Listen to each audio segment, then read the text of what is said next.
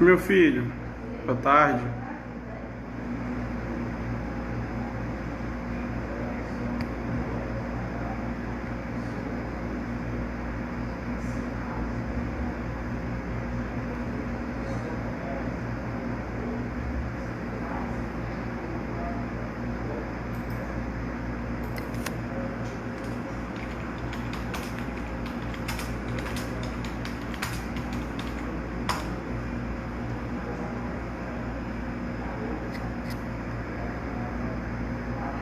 Fala, João Pedro. Boa tarde, meu amigo. Tudo bem? Esperando meu amigo Dr. Manuel Neto, diretamente de Portugal. A gente vai realizar essa live aqui hoje, falando um pouco do direito comparado entre Brasil e Portugal. Só aguardando aqui de entrar pra gente começar, tá bem?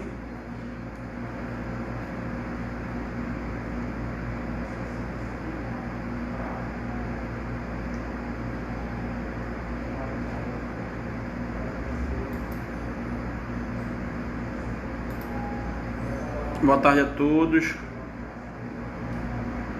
Boa tarde, Milena. Tudo bom? Fazer uma live internacional agora aqui com meu amigo Dr. Manuel Neto, diretamente de Portugal.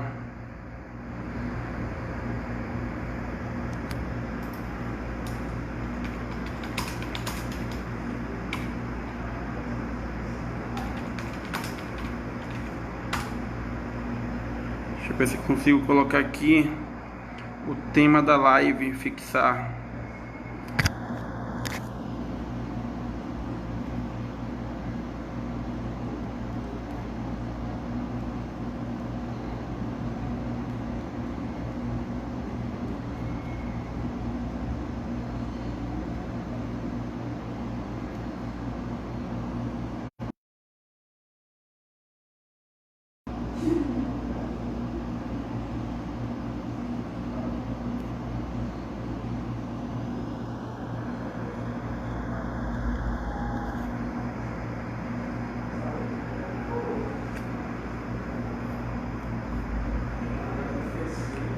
Dr. Manuel Neto acabou de entrar aqui. Vamos convidá-lo.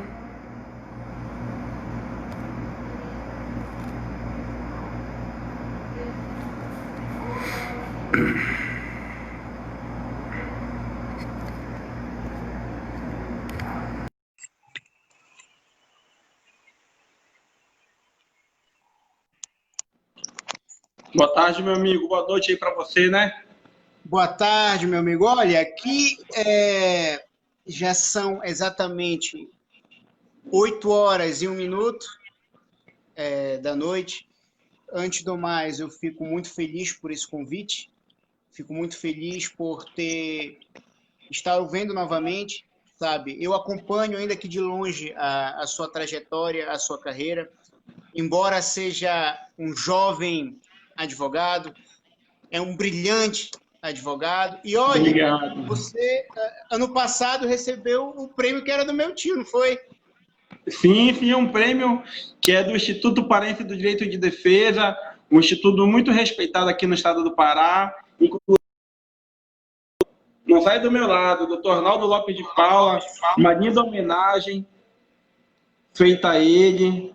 E eu estou muito honrado, cara, muito honrado mesmo de estar podendo fazer essa live aqui contigo, falar um pouco do direito criminal comparado, tu que formaste junto comigo aqui no Brasil, né, aqui em Belém do Pará, e por conta do destino aí que a vida nos dá, teve que se mudar para Portugal, mas eu tenho certeza, meu amigo, que aí tu também é um excelente profissional, bem como era aqui desde o tempo da nossa faculdade. E eu vou ficar muito grato e muito agraciado aí por teus ensinamentos durante essa live.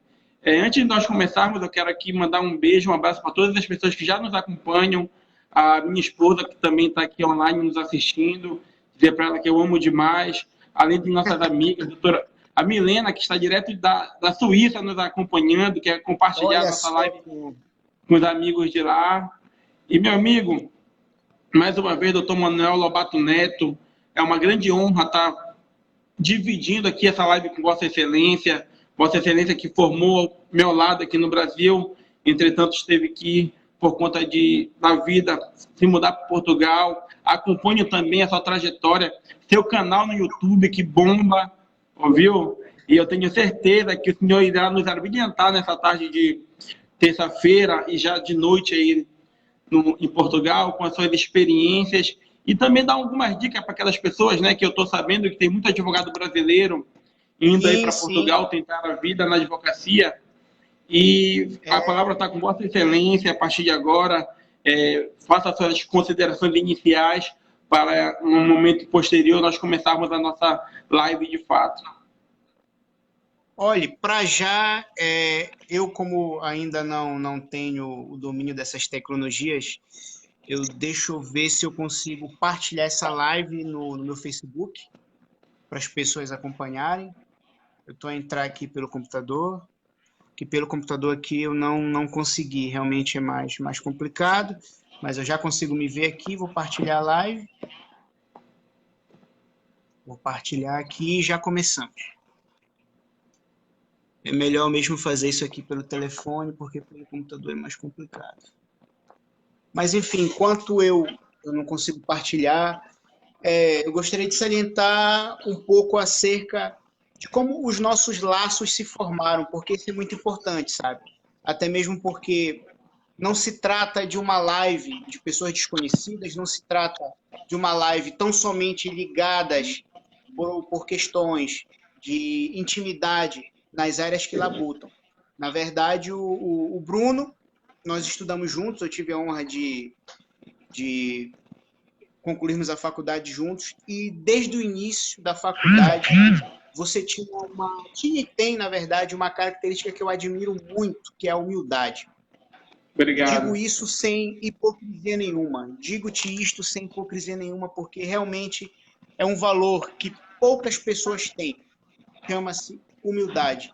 E, além de tudo, você é inteligente. E você conseguiu... Alguém que estava me ligando. Por isso que é complicado fazer isso pelo telefone. Mas, enfim. Você conseguiu atrelar a sua humildade com a sua inteligência. Isso gerou o que nós conhecemos como Dr. Bruno Sobrinho. Alguém altamente competente, alguém altamente dedicado, um homem, sobretudo, honesto, que eu tive a honra de conhecer e que eu tive também a honra de poder partilhar momentos magníficos como a formatura. Infelizmente, como você muito bem disse, os nossos destinos se alteraram, tive que vir para Portugal. Graças a Deus consegui restabelecer a minha carreira aqui. E, enfim, Bruno, meus parabéns. Parabéns pela sua carreira. Nós temos pouco tempo de advocacia, mas pelo que você construiu, isso já elucida claramente o brilhante advogado que és. Parabéns pelos prêmios que você venceu, inclusive em relação ao prêmio do meu tio, que Deus o tenha, já se foi. Infelizmente, ele foi precocemente tirado de nós. Mas não havia outro colega melhor e outro colega que eu pudesse me sentir mais honrado a receber esse prêmio, a não ser você. Portanto, meus parabéns, meu querido amigo. Meus parabéns.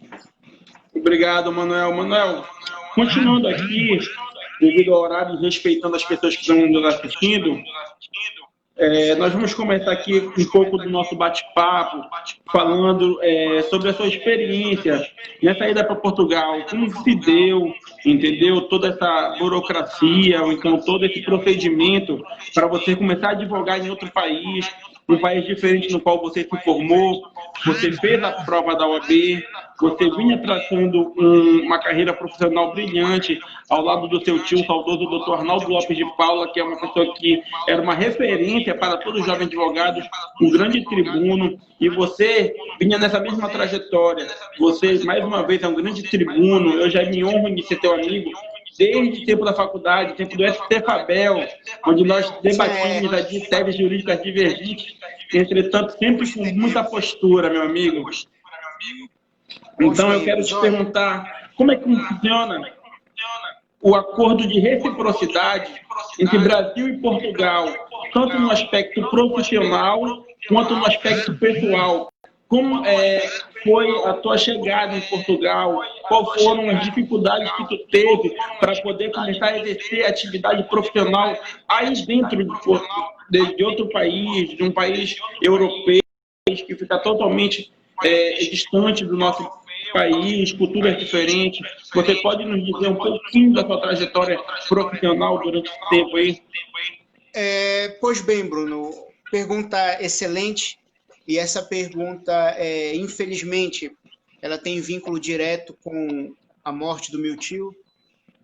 Como você bem sabe, o meu tio, Dr. Arnaldo Lopes, era mais do que um tio, era o meu irmão mais velho, era o meu pai, era o meu mestre, o meu mentor profissional. E após a morte dele, eu basicamente fiquei desnorteado. Então, em função das lembranças, em função de todo aquele sentimento que ainda pairava no momento, eu decidi sair do país. Porém, eu não queria deixar de advogar. E Portugal é um país que me oportunizou exercer a minha profissão sem nenhum tipo de burocracia. Por exemplo, aqui em Portugal há um tratado de reciprocidade. Tratado este que é consolidado no artigo 201, número 2, aqui nós chamamos de número, não é parágrafo, número 2 do Estatuto da Ordem dos Advogados. E esse acordo é consolidado no provimento número 129 de 2008 do Conselho Federal da OAB. Brasil e Portugal são países irmãos, tanto a nível linguístico quanto a nível cultural. E em relação à advocacia não foi diferente. Brasil e Portugal deram as mãos e hoje nós brasileiros podemos exercer livremente aqui e os portugueses podem exercer livremente no Brasil. Com base nesse tratado, aos colegas que não sabem e aos colegas que têm algum interesse de poder exercer a sua profissão aqui em Portugal, não é preciso fazer prova, não é preciso fazer faculdade. O que basicamente precisa são de alguns documentos, nomeadamente a inscrição completa na ordem, devidamente registrada e aportilhada, registro criminal, brasileiro e português, certidão de nascimento e, entre outros documentos que estão listados, e ficaria muito exaustivo eu descrevê-los em sua totalidade. Sim. Então, basicamente, é reunir os documentos. Para quem vier sem visto e vier como turista, pode, na verdade pode não, quem vier como turista e não tiver algum tipo de visto, o que é preciso? É preciso a autorização de um advogado português a lhe conceder o seu domicílio profissional. Após a concessão dessa autorização, basta nós juntarmos toda essa documentação e pagar 300 euros, que é o valor da inscrição. É o equivalente, se em tempos normais, é o equivalente a 1.200 euros, certo? Sim. Porque um euro aqui equivale a 4 reais. E basicamente esperar que o processo seja aprovado e passar a exercer a advocacia em Portugal sem nenhum tipo de burocracia, sem nenhum tipo de prova e sem a necessidade de entrar em faculdade novamente. Então, só para entender, Manuel, não é necessário fazer outra prova aí? Não. Somente com os documentos necessários que você acabou de listar, você faz uma nova inscrição na OAB de Portugal. Exatamente. Exatamente. Saindo um pouco aqui do lado profissional e passando ao lado pessoal, como funciona a questão do visto? O exercício profissional já te dá direito a um visto permanente aí em Portugal? Existe uma reciprocidade também entre os governos portugueses e brasileiros? Existe. Há o Tratado de Igualdade. E em relação à advocacia, o que acontece? Eu consegui o meu visto através da minha profissão, certo? Então, através da minha profissão, eu sou um profissional liberal. E com base nisso, existe a Lei de Estrangeiros e Fronteiras aqui, que me permite legalizar-me através da advocacia, através da minha profissão. E, portanto, eu me legalizei pelo artigo 88 da Lei de Estrangeiros e Fronteiras, através do exercício profissional da advocacia. Ok. E como funciona a questão de captação de clientes aí, a questão do mercado de trabalho? Nós sabemos que aqui no Brasil, o jovem advogado, o jovem advogado, você como era jovem advogado aqui no Brasil, para quem não tem aquela base já jurídica de um escritório de advocacia, de alguém que já ramo do direito, como é que funciona a questão do mercado de trabalho para os advogados em Portugal? Bom, aqui o mercado de trabalho, na verdade, como todo em qualquer profissão e como todo em qualquer país, é muito competitivo. Porém, em relação ao Brasil, eu acredito que Portugal fornece mais oportunidades para nós podermos ingressar em nossa profissão, certo? Primeiro porque aqui há um detalhe muito importante em que nós deveríamos nos aprofundar até para esclarecer aos colegas que eventualmente tenham vontade de conhecer Portugal, trabalhar em Portugal, viver em Portugal. Aqui não há defensoria pública. Aqui não há a figura do defensor público. Portanto, as pessoas que são defendidas, as pessoas que não têm condições, quer dizer, de pagar um advogado, são defendidas pelo defensor oficioso. Esse defensor oficioso somos nós, advogados. Nós nos inscrevemos no sistema de acesso ao direito. A partir do momento em que nós nos inscrevemos, nós estamos ali, escolhemos a área civil, criminal, família. Nós não somos obrigados a exercer em uma área em que nós não queremos, portanto, podemos escolher. E a partir de então, as pessoas que não têm condições de pagar um advogado são defendidas por nós e quem nos paga é o Estado. Portanto, ganhamos por processo. Aqui no Brasil, existe a figura do advogado dativo. Em comarcas onde não existem defensorias públicas, ou não tem defensor público, desculpa pela questão da região ser um pouco longe, afastada, e aquela região não abarcar um defensor público, o advogado que acaba transitando por ali, ou então tem escritório na própria região, ele acaba sendo como um defensor, ele acaba atuando como um advogado ativo. O que é isso? Você é advogado, mas naquele momento você vai prestar um serviço de defensor público. Você vai atuar em ações que não são suas, mas ações que... Porque todo cidadão tem direito à defesa. Então, a partir daí, a legislação dá essa oportunidade. Está me escutando bem, não? Estou perfeitamente, fique à vontade, perfeitamente. Pois é, então o cidadão tem o direito de ter uma defesa e é nomeado naquele momento pelo juiz o advogado dativo. Você está dizendo que essa questão aí seria a mesma coisa daqui ou tem algo diferente? Não tem nada a ver uma coisa com a outra? Na verdade, antes do mais, eu gostaria de mandar um abraço para o Dr. Carlos Reutemann, que está aí nos comentários. Eu não sei se você está a ver os comentários. Já que tu abriu uma parte, eu também quero abrir uma parte aqui para prestigiar os nossos espectadores, doutor Edmar Magno, doutora Tatiane Moraes, doutor Henrique Batista, bem como o doutor Carlos Reutemann aí que estão nos prestigiando, e aos colegas também. Como a gente está vibrado aqui, a gente consegue ver só algumas pessoas que estão comentando, né? Então eu quero mandar um abraço a todos que estão nos prestigiando. Olha, um grande abraço para os doutores, especialmente para o doutor Carlos Reutemann, que eu tenho um carinho especial, diz até que é meu pai, mas isso é porque a minha mãe é muito bonita. Mas ainda bem que minha mãe é muito bem casada. Enfim, o Carlos Reutemann, né, que é um garanhão, e pelo menos a minha mãe já escapou. Mas um abraço para o Dr. Carlos Reutemann, um advogado brilhante, de muito sucesso, que eu também tive o prestígio, o prazer de conhecê-lo. Enfim, abraço, meu amigo, fique com Deus.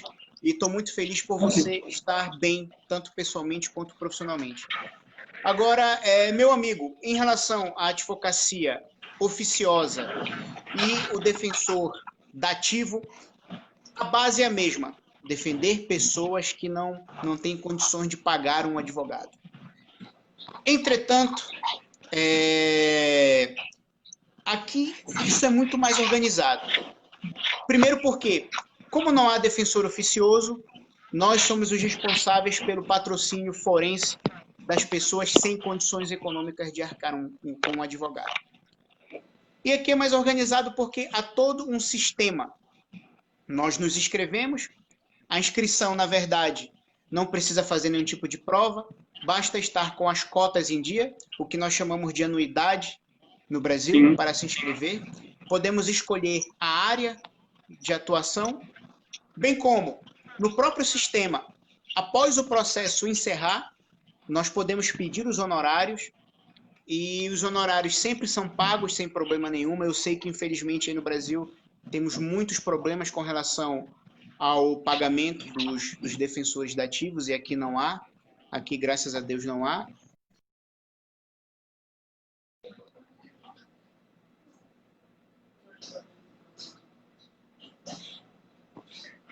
Por isso que fazer live pelo telefone... Enfim, já estou de volta. Estou de volta. Desculpe, alguém acredito que foi um cliente que tenha ligado. Enfim, em relação às duas, a base é a mesma, mas a advocacia oficiosa é muito mais organizada.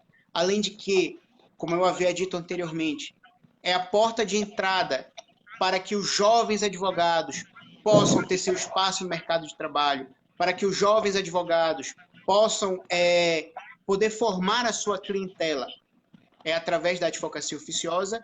E parte do nome que eu consegui construir aqui, graças a Deus, foi através da advocacia oficiosa. Processo por processo, cliente por cliente, êxito por êxito, e assim vamos embora.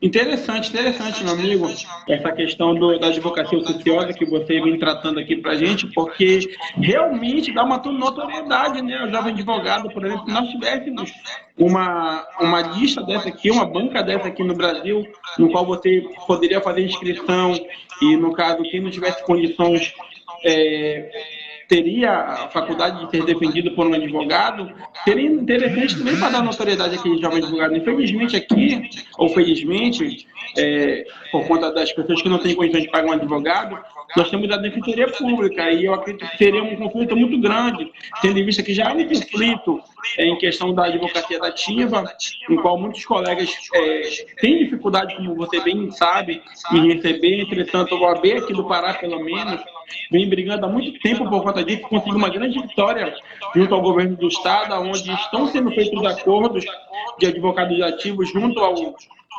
Procuradoria-Geral do Estado. Isso é uma grande vitória. Eu mesmo já consegui fazer um acordo como advogado ativo e já estou prestes a receber os honorários.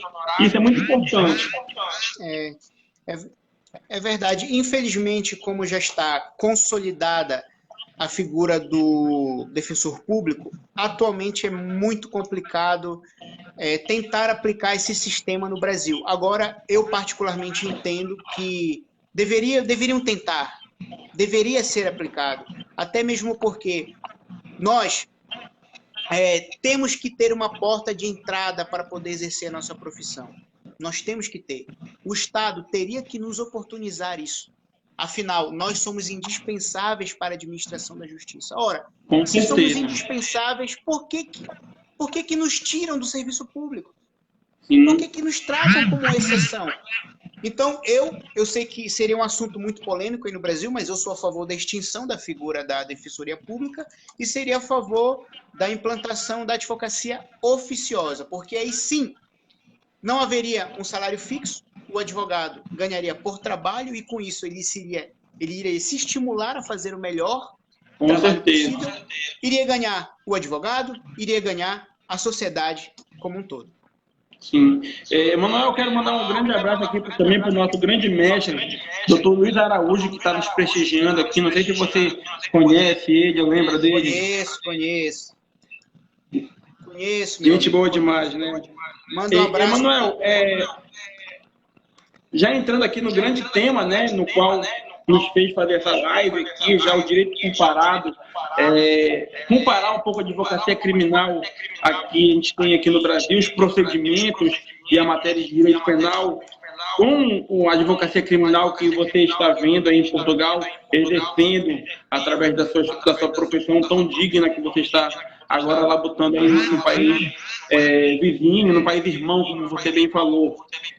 Como que funcionam os procedimentos, a matéria de direito penal? Há muita diferença no que você já viu aqui? Você está precisando se atualizar? Manuel? Tô te ouvindo, Bruno. Deu uma travada, mas deu para ouvir o seu questionamento. Então, você pode nos dar um pouco de direcionamento nessa comparação aí. E se você quiser alguma ajuda, a gente também está aqui para atualizar você em relação às nossas leis aqui, tá bom? Pois, é muito importante. Na verdade, a axiologia processual, os princípios constitucionais, a base jurídica é basicamente a mesma. Aqui também é uma república, um país democrático, portanto, os princípios que se aplicam no Brasil, aplicam-se aqui também. Antes do mais, gostaria de mandar um abraço para Dona Odileia e sua família, mandar um abraço para os seus filhos, Gabriel, Larissa e Jéssica, que hoje em dia também são minha família aqui. Fico muito feliz por estarem prestigiando a nossa live. Grande abraço. Bom, como eu estava a dizer, a base principiológica é a mesma, a axiologia jurídica é a mesma, com distinções procedimentais. A primeira diferença que eu gostaria de salientar acerca do direito processual penal português e brasileiro é que aqui o Ministério Público tem mais atribuições, pelo menos por enquanto. E aí no Brasil, até onde eu pude tomar conhecimento, aí vão chegar a esse nível também, mas ainda não chegaram. Aqui o Ministério Público pode arquivar a acusação. No caso, no Brasil, chama-se denúncia. Mas aqui a nomenclatura é acusação. Manuel, só para te atualizar, aqui a Lei 13.964 de 2019, que é o ele já deu atribuição ao Ministério Público para arquivar o inquérito policial. Correto. Você acabou de falar aí, né, que há uma atribuição do Ministério Público para esse arquivamento. Aqui no Brasil também, após o advento do pacote de crime, já é legitimidade do Ministério Público o arquivamento do inquérito policial. Ok. Na verdade, além disso, aqui os crimes que superam de coletivo, ou seja, são 3 juízes que formam um tribunal coletivo e as pessoas que cometem crimes, ou 1, 2 ou 3 crimes, cuja pena transcende 5 anos, são julgados pelo tribunal coletivo. Entretanto,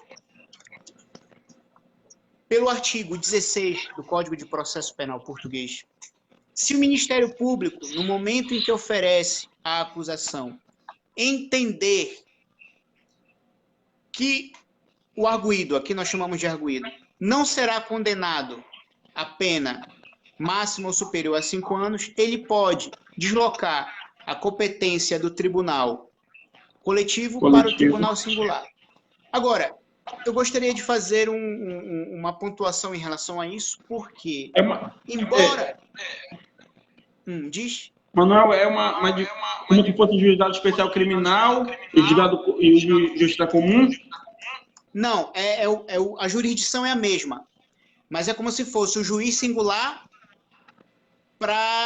como se de um juiz fosse julgado para 3. O tribunal coletivo, formado por 3 juízes. Mas ainda assim é tribunal singular, não é tribunal de recurso. Agora, embora isso seja benéfico ao arguido, como nós chamamos aqui não é réu, eu entendo que, na verdade, aos poucos, o legislador está cada vez mais a dar poderes ao Ministério Público, certo? E a função de fiscal da lei está sendo cada vez mais utópica. Porque, ora bem, a função de aplicar pena é uma função jurisdicional exclusiva do juiz. Como é que o Ministério Público, sem respeito ao devido processo legal, sem uma sentença penal condenatória transitada em julgado, vai conceber o quantum da pena do arguido, embora seja uma pena mais reduzida? Eu entendo que nós estamos atribuindo cada vez mais poderes ao Ministério Público e isto é altamente pernicioso ao Estado Democrático de Direito, porque estamos totalmente subvertendo os valores do procedimento inquisitorial, do processo inquisitorial. E, portanto, eu gostaria de pontuar essa crítica, e há uma diferença procedimental que há entre Brasil e Portugal. Deixa eu entender. No próprio sistema coletivo, no tribunal coletivo, o Ministério Público que dá o quanto de pena antes de ser julgado? Não é assim. O Ministério Público ele pode atribuir a competência do tribunal, seja o tribunal singular ou seja o tribunal coletivo. Mas através da pena abstrato, né? Exato.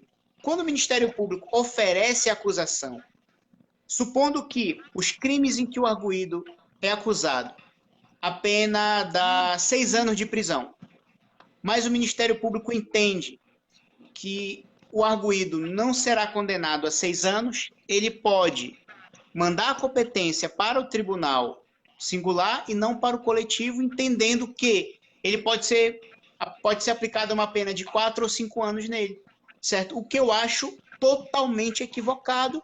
Mas quem julga a competência não é o magistrado? Exato. É isso que eu estou querendo chegar, não é. Aqui é o Ministério Público, nesse sentido. Quando o Ministério Público, em um determinado concurso de crimes, entende que a pena não vai superar 5 anos, ele pode, ao invés de mandar para o tribunal coletivo, que há mais garantias constitucionais, pode mandar para o tribunal singular. Ou seja, na prática, ele pode delimitar a competência. O que eu entendo ser totalmente errado, totalmente equivocado. Sim, e existe alguma espécie de recurso para essa competência delimitada ao Ministério Público ou não? Agora você chegou num ponto muito importante, muitíssimo importante. Aqui, em termos de economia e celeridade processual, o processo é muito mais rápido. Você pega um caso no Brasil que demora 5, 6, 7 anos para ser julgado, aqui é julgado de 1 ano a 2. Aqui é julgado de 1 ano a 2. Entretanto, isso tem uma consequência fatal ao contraditório. Porque o crivo de recursos aqui é muito mais reduzido. Muito mais reduzido. Entendi. Dessa decisão do Ministério Público é irrecorrível, porque a lógica de recurso aqui basicamente é só uma. Recorremos ou do mérito, ou recorremos de decisões interlocutórias que tenha algum grau de decisão. Entretanto, os recursos aqui são taxativos. Não há uma cláusula aberta de recursos. Os recursos eles têm algumas situações taxativas, e essa, infelizmente, não é uma delas. Portanto, nós aqui ficamos de mãos atadas, o que torna o princípio da igualdade de armas uma mera ilusão, uma mera norma sem eficácia prática. Entendi. Em relação ao Brasil, Manuel, você como estudioso que deve estar sabendo já do pacote anticrime, né, que veio trazer muitas atualidades em relação a matérias de direito penal, procedimentos penais, bem como juiz de garantias, a questão também do arquivamento do inquérito policial pelo Ministério Público, bem como eu já falei, além de outras coisas, como a execução penal em relação ao quanto de pena, que a pena máxima no Brasil passou de 30 para 40 anos. E eu quero te perguntar, em relação a Portugal, Já existe essas questões equiparadas ao que veio ser trazidos agora pelo pacote de crime, por exemplo, juiz de garantias, arquivamento do inquérito policial, você já falou que já é feito pelo Ministério Público, né? Agora, juiz de garantias, a questão do quanto de pena, a questão de livramento condicional também para crime de ônibus, que aqui também foi estritamente proibido. Você pode dar fazer uma comparação, se já existe aí, se aí essas questões dão mais garantia àquela pessoa que está sendo réu em algum processo criminal, a ampla defesa, o devido plantio legal, aí ele é muito diferente do Brasil, ou você acha que existe essa paridade? Bom, vamos lá. Aqui, o que o Brasil atualmente chama de juiz de garantia, nós temos há muito tempo, que é, na verdade, o juiz de instrução criminal. Só para ressaltar, desculpa, o juiz de garantia ele está suspenso por enquanto, por uma decisão do ministro Luiz Fux, do STF, entretanto, ele foi instituído pela Lei 13.964, que é o pacote de crime, entretanto, ainda não há determinação para que comece a vigorar, entendeu? Aqui em Belém existe a vara de medidas cautelares, vara de inquérito policial de medidas cautelares, que faz já esse serviço. Mas o juiz de garantia, de fato, no Brasil, ainda está suspenso a instituição dele, tá bom? Ok. Na verdade, aqui há muitas similaridades entre os institutos jurídicos. Por exemplo, o que o Brasil hoje chama de juiz de garantia, aqui há muito tempo que é o juiz de instrução criminal, certo? Basicamente aqui o processo, como todo processo penal, tem duas fases. A fase de inquérito e a fase que é ulterior ao oferecimento da acusação. Na fase de inquérito, é o juiz de instrução, que é o juiz que vai decidir sobre as medidas de coação, que as medidas de coação, na verdade, são as medidas preventivas aí no Brasil, vai tratar acerca da liberdade ou não do arguido, se ele vai responder esse processo em liberdade ou não. E após a fase de inquérito ser encerrada, a acusação é oferecida e quem fica titulado do processo é um juiz de julgamento.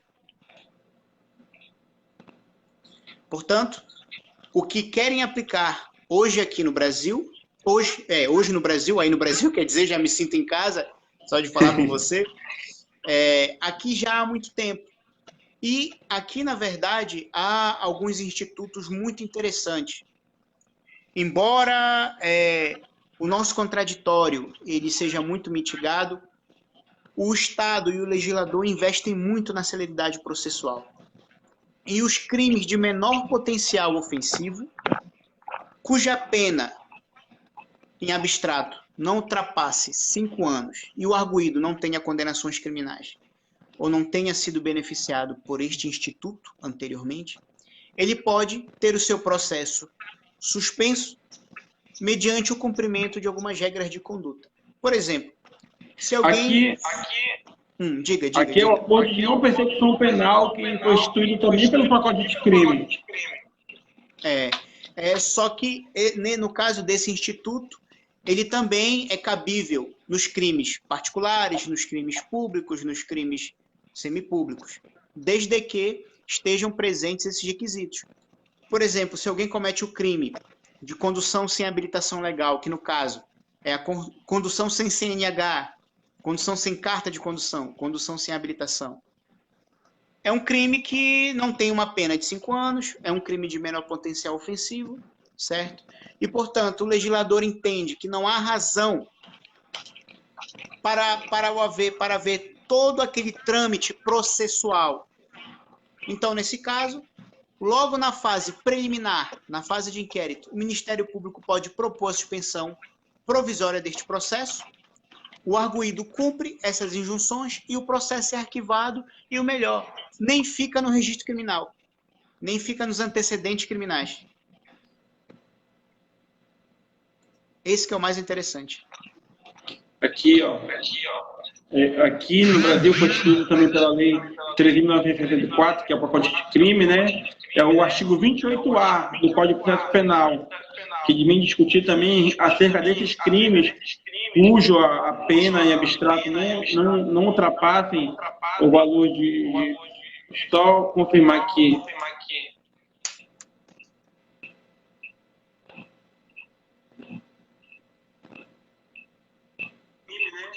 4 anos, a pena não seja superior a 4 anos, também existe também a questão do acordo de não persecução penal, e se a pessoa cumprir também os requisitos, ela pode ficar sem responder o processo, também isso não vai gerar antecedentes a ele.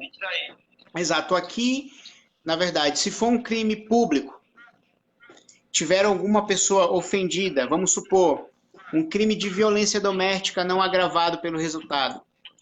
Nesses casos, se houver a concordância, embora seja um crime público, um crime que não haja juízo de retratação por parte da vítima. Eu só quero me corrigir. Manuel, diga. Pode continuar, desculpa, amigo, pode continuar. Não, fique à vontade. Nesses casos de violência doméstica não agravada pelo resultado, a vítima pode requerer que o processo seja suspenso mediante o cumprimento dessas injunções. Portanto, é um instituto que já há tempos aqui e vai ser aplicado agora no Brasil. E é uma coisa que na prática funciona, porque muitos processos têm o seu prolongamento de maneira injustificável. Imagine, todos nós sabemos que só de ser réu ou arguido em um processo penal já é um castigo. Embora não seja um castigo processual, uma sentença. E há algumas situações em que não se justifica o prolongamento do processo. Não se justifica o Estado castigar pela morosidade processual o indivíduo. E, portanto, nesses crimes de menor potencial ofensivo, cuja pena não passe de 5 anos, o processo deve ser suspenso. Uma coisa que já é aplicada aqui e uma coisa que tem tudo para dar certo no Brasil. Pelo menos na minha opinião. Mano, é só para esclarecer melhor que o artigo 28A, ele diz aqui que, não sendo caso de arquivamento ou investigação, e se o investigado tiver confessado a prática da infração penal, sem violência ou grave ameaça, entendeu? O Ministério Público poderá propor o acordo de não persecução penal, entendeu? Esses são os requisitos para que ele seja proposto esse acordo. Manuel, eu acho que, por hora, o que nós tínhamos a falar aqui foi tudo bem esclarecido, entendeu? Eu quero te agradecer, mas eu quero, antes de terminar essa live, fazer um desabafo, meu amigo. Quero até te perguntar como funciona a questão da advocacia criminal em Portugal em si. Porque aqui no Brasil, no que se refere ao estado do Pará, nós estamos vivendo uma criminalização da advocacia criminal. Nós somos taxativamente condenados por atuar nessa área da advocacia, entende? E órgãos do governo, do Estado e também da União nos taxam como criminosos por exercer nossa profissão, por estar atuando no direito de defesa e dando as garantias constitucionais dos nossos clientes. Então, isso é um desabafo que eu faço aqui para você, meu amigo, para quem estiver assistindo, e para que nós, advogados criminalistas, em relação aqui no estado do Pará, nos unirmos para que isso acabe, porque a advocacia é sim essencial à administração da justiça e toda pessoa tem direito à ampla defesa contraditória e ao devido processo legal. Desculpa o desabafo, eu tinha que desabafar nessa live, tinha que usar essa live para fazer esse desabafo também, e eu queria que você me falasse um pouco como é a advocacia criminal aí no país, Portugal. Olha, aqui Portugal é um país relativamente seguro. Entretanto, a violência não é da porta de casa para fora. A maior parte da violência aqui é da porta de casa para dentro, com violência doméstica, com violações, com maus tratos. Agora, é claro, há também algumas zonas que têm uma periculosidade muito maior, que há muitos assaltos. Aqui começa a haver alguns homicídios e, portanto, é um país relativamente seguro, porém, não é toda essa segurança que as pessoas imaginam. Agora, precisamente em relação à advocacia criminal, no nosso sentido de proteção, meu amigo, nós, em todo mundo, infelizmente, somos vistos como os abutres da sociedade. Até o dia em que alguém for acusado injustamente. O dia em que alguém sofreu um processo penal injustamente, eles nos veem como verdadeiros heróis. Portanto, é uma total hipocrisia da sociedade nos criticar. Eu gostaria de transcrever a frase de um filme que eu gosto muito, que é o filme do Demolidor. No início do filme, o Demolidor, que é um advogado cego, que só defende pessoas inocentes, ele diz assim: a justiça é cega, mas pode ser ouvida. E hoje a verdade virá à tona. E eu saliento essa frase por quê? Porque, por questão de ócio do ofício, nós sabemos que em algumas vezes nós temos que defender pessoas que não são inocentes. Mas o brilho da nossa profissão está em justamente defender aquelas que são inocentes e poder demonstrar através da nossa profissão em que há justiça. E, infelizmente, as nossas prerrogativas aqui também estão a ser violadas. Cada vez mais estamos a ser colocados como arguidos em processo penal. Cada vez mais as nossas prerrogativas são transgredidas pelo próprio Estado. Certo? E, infelizmente, é uma coisa aqui que eu gostaria de também deixar o meu desabafo, porque a partir do momento em que nós não temos as nossas prerrogativas, nós não podemos exercer livremente a nossa profissão. Sim. E a partir do momento em que nós não podemos exercer livremente nossa profissão, o Estado democrático está em risco, porque nós somos o termômetro da democracia. Nós somos aqueles que defendem os injustiçados. Nós somos aqueles que defendem o direito. E a partir do momento em que nós não temos proteção, nós não podemos defender ninguém. Nós ficamos muito limitados. Exato. Eu tive uma situação muito infeliz quando discuti com o juiz aqui em Portugal, porque o juiz queria crivar as minhas perguntas à suposta ofendida. Ou seja, violando a minha liberdade sob pena de desobediência, desacato, enfim, essas coisas todas que tentam nos enquadrar. Agora, imagine como é que o contraditório dela vai ser zelado sem a minha liberdade profissional. Sim, com certeza. Então, eu entendo que tanto a nível de Portugal e Brasil, nós devemos nos unir e lutar contra essas arbitrariedades. Eu quero, desde já aqui, declarar meu restrito apoio e solidariedade aos colegas que estão sendo vítimas do Estado, que estão sendo atacados pessoalmente por exercer única e exclusivamente essa tão honrosa profissão que é a nossa, viu, meu amigo? Ô, meu amigo, olhe, e enquanto houver advogados como você que lutam pela justiça, não por uma questão de honorários, mas por uma questão de valores, eu ainda vou acreditar na nossa profissão. E desde já quero lhe agradecer do fundo do meu coração por ter esse debate comigo. Para mim foi muito prazeroso. Se dependesse de mim, ficaria aqui a noite inteira conversando sobre essas coisas. Gostaria de mandar um abraço para minha tia que está me assistindo agora, entendeu? E, meu amigo, fico muito feliz pelo seu sucesso, pelo seu progresso, sempre lhe acompanho. Às vezes não temos tempo de estar toda hora nos falando, mas eu estou ali a curtir as suas coisas, o seu sucesso, espero que você cresça. Manuel, fala um pouquinho de português, Manuel. O que que quer? Fala um pouquinho de português, português de Portugal. O que que queres, pá? Queres o quê? Estás a falar com quem? Eles falam assim, mas... Olha, eu, por uma questão de identidade cultural, eu não aderi a esse tipo de sotaque. Eu prefiro falar normalmente assim mesmo. Paraíba mesmo, né? Tu fala os égua de vez em quando aí, Manuel? Olha, o pessoal me pergunta o que é égua. De vez em quando sai sem querer um égua. Mandar um grande abraço e beijo um dos caras que eu tenho mais admiração aqui no estado do Pará, que é o doutor Marcelo Amaral, uma pessoa de um coração enorme, que sempre está aqui me auxiliando nas minhas causas, uma pessoa que eu tenho grande inspiração também como advogado criminalista, então não poderia deixar de mandar esse grande abraço e beijo para esse grande amigo. Olha, eu aproveito e mando um abraço para minha tia Solange. O nome dela é Solange Portugal mesmo. É uma tia que, na verdade, é uma mãe, fez parte da minha criação e, embora... É aquela coisa, meu amigo, eu estou longe da minha família, estou longe dos meus amigos, mas, independentemente da distância, somos eternamente vinculados pelos laços de amizade, de fraternidade e de respeito e de amor.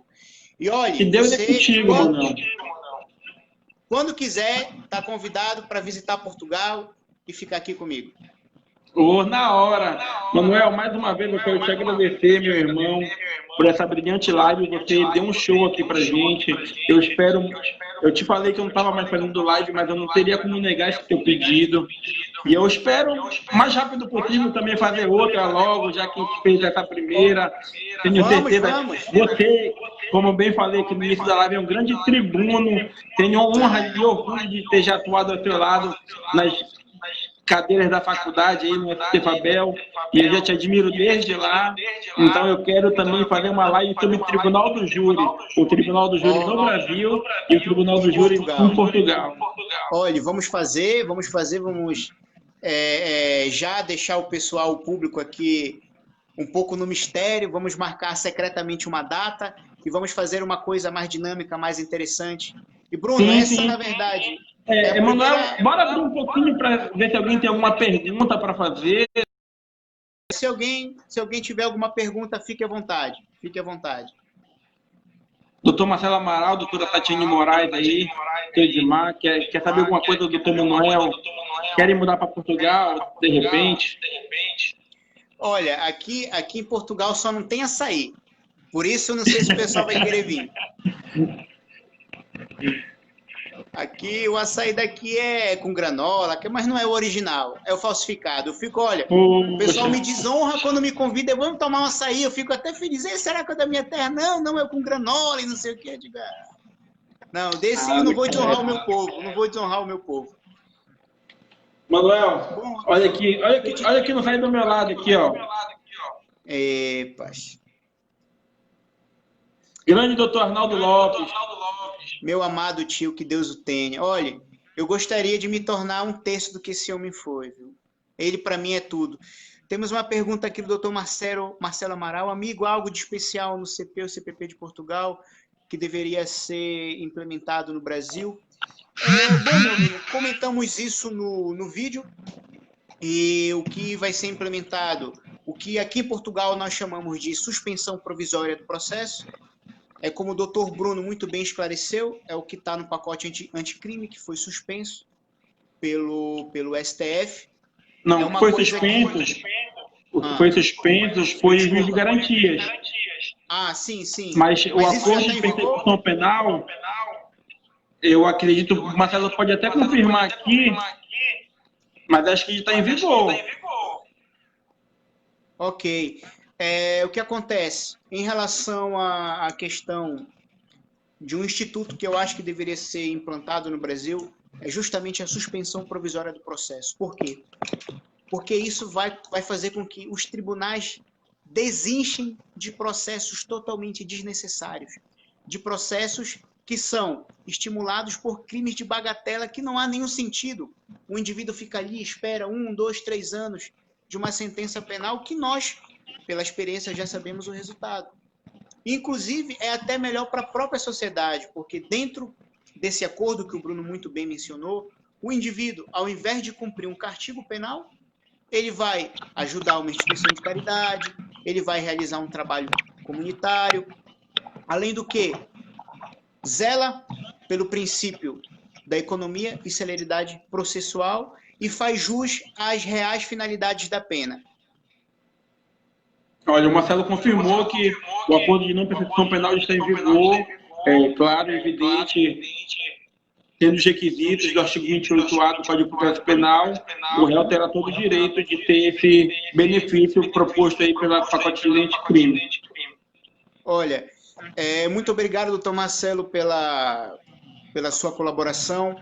Tem aqui um questionamento do senhor Viriato Ferreira, que é o presidente da Associação Pátria Amada Lusitana, a qual eu tenho a honra de fazer parte, embora não seja português de sangue, mas fui convidado a fazer parte dessa honrosa associação que luta pela nossa democracia, que luta pelos valores cristãos, e ele faz aqui um questionamento.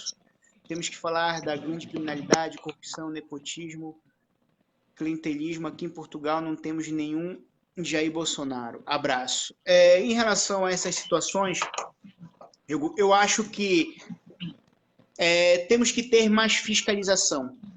É como na teoria das janelas quebradas. Eu acho que o Bruno bem recorda dessa teoria, que é quando deixa-se um carro em uma rua solitária e no outro dia esse carro aparece com a janela quebrada. E, entretanto, colocam um guarda noturno ali e assim as janelas não se quebram mais. Eu acredito que a grande liberdade para essa grande criminalidade, ela é fulminada por dois requisitos, por dois pressupostos. A falta de fiscalização e a falta de devida punição. Infelizmente, tanto no Brasil quanto em Portugal, vivemos uma justiça penal em que os pobres são presos e os ricos são anistiados.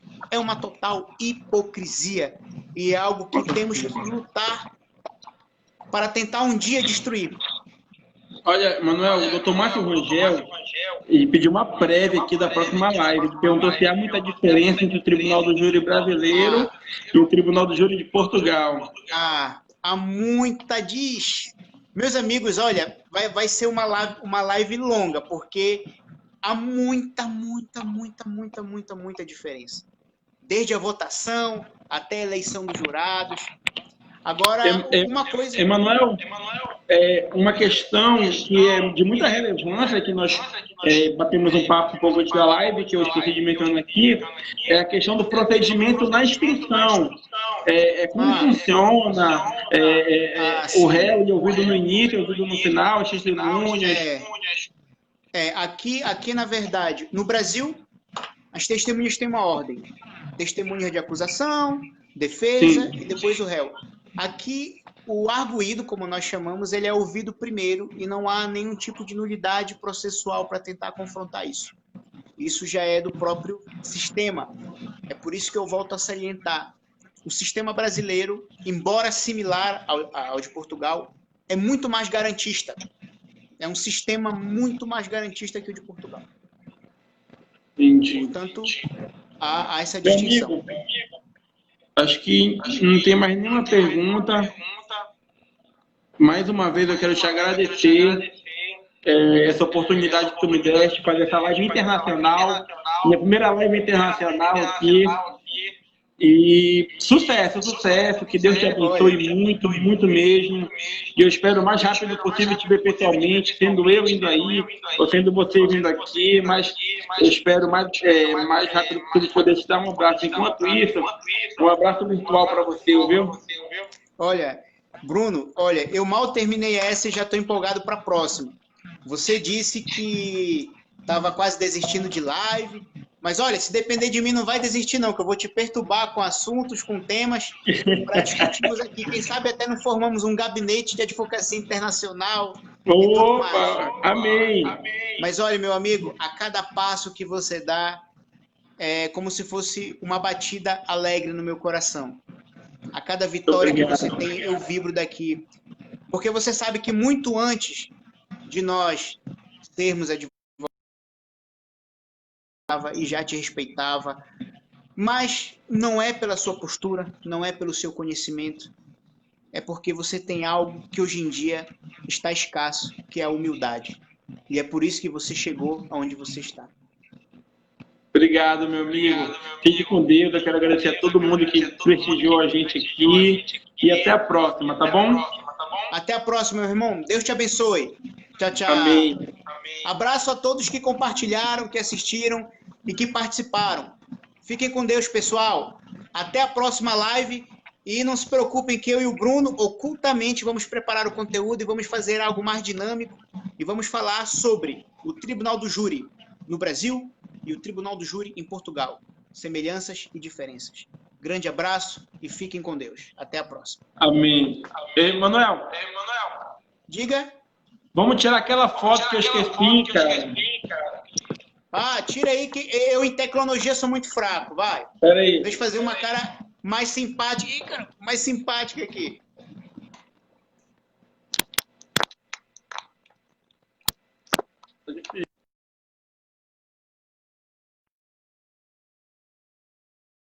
Peraí. Ó, vai.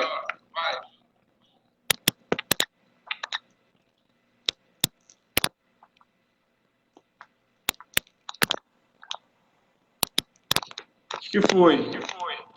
Obrigado, Manuel. Obrigado, meu irmão. Manda essa foto para mim, viu? Fica com Deus. Abraço.